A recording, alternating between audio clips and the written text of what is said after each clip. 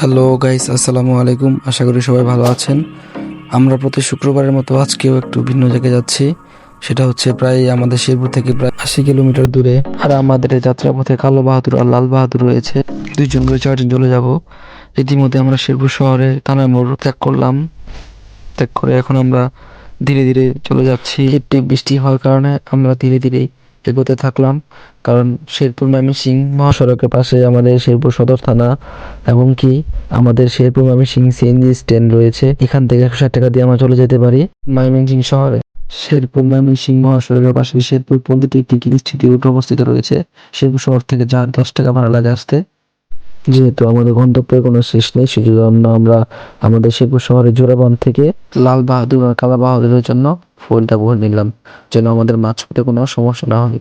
তারপর আমরা যেহেতু বৃষ্টি নাই বলে চলে, রাস্তা অনেক শুকিয়ে গেছে, আমরা ময়মনসিংহের উদ্দেশ্যে রওনা দিলাম। পরে ফুলপুরে আসার পর দেখলাম মোটামুটি ভালো জ্যাম রয়েছে। শোনার পরে আমাদেরকে চাপ দিয়েছিল। পরে আমরা একটু রেস্ট নিলাম, রেস্ট নিয়ে আমাদের গন্তব্যস্থানটা সিলেক্ট করলাম কোথায় গেলে ভালো হয়। আর একটি কথা না বলে নয়, আমাদের ক্যামেরাম্যান ছিল স্বপন ভাই, সে অনেক ভালোভাবে ভিডিও করতে পারে। তারপর আমরা রওনা দিলাম। রওনা দেওয়ার পর মোটামুটি বাইকের স্পিড ছিল অনেক বেশি, 90+। আর আমরা প্ল্যান করে ফেললাম যে আমরা ময়মনসিংহ গৌরীপুরে গাংচিল ক্যাফে অ্যান্ড রেস্টুরেন্টে যাব।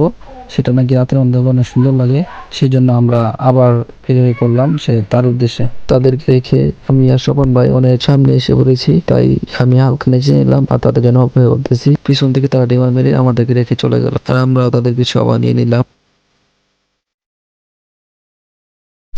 এদিকে তারা গাঁদামুড়ে আসার পর প্রতিদিনের মতো আজকেও জ্যাম পেয়ে গেলাম। জ্যাম পার হওয়ার পর আমরা শম্ভুগঞ্জ মোড় হয়ে গৌরীপুর রুটে চলে গেলাম। কিছুক্ষণ যাওয়ার পরেই দূর থেকে দেখলাম গাংচিল রেস্টুরেন্টটা।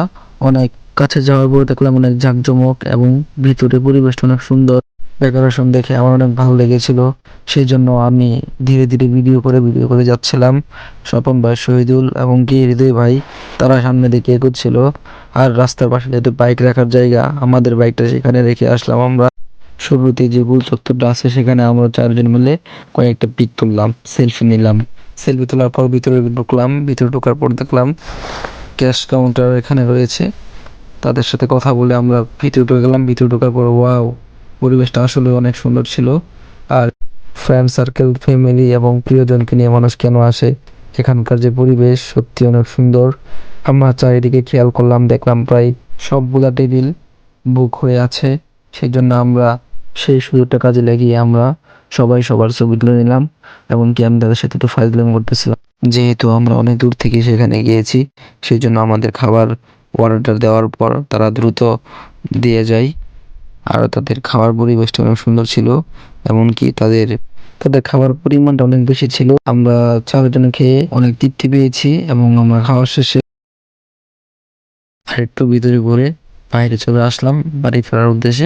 সো ধন্যবাদ সবাইকে আমাদের এই ছোট্ট ব্লগটা দেখার জন্য। আশা করি সামনে আরো ভালো কিছু দেখতে পারবেন। সবাই ভালো থাকবেন, সুস্থ থাকবেন। আসসালামু আলাইকুম।